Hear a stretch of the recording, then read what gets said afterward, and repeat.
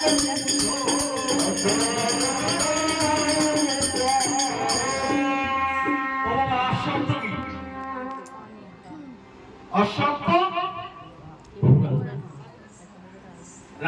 মনে মনে ভাবছে ঘোড়ার ব্যবস্থা করা যায়,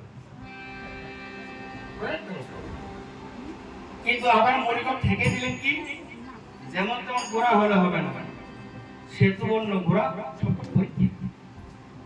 শ্বেতবর্ণ ঘোড়া, চার ঘোড়ার নানা রকম অলঙ্কার ওপারে ভাড়া। রামচন্দ্র বলে সর্বনাশ, লক্ষ্য আর পাপ মনে আর মোচন হবে না, কারণ এই ঘোড়া মনিগণ বলছে আরে ভাই যুক্তি চাইলে যুক্তি দিতে পারে। সিন্ধু নদীতে এক ধারা বাস করে, সেই ধানবের গোড়া গানায় আনতে পারে সেই যজ্ঞটা সুন্দর।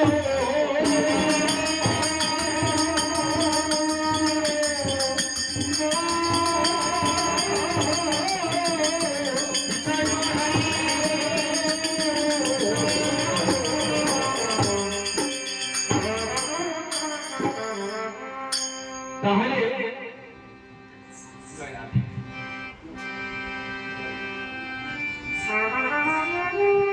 তবে কাকা এটাই সত্য, কোন মানুষ বিপদে পড়লে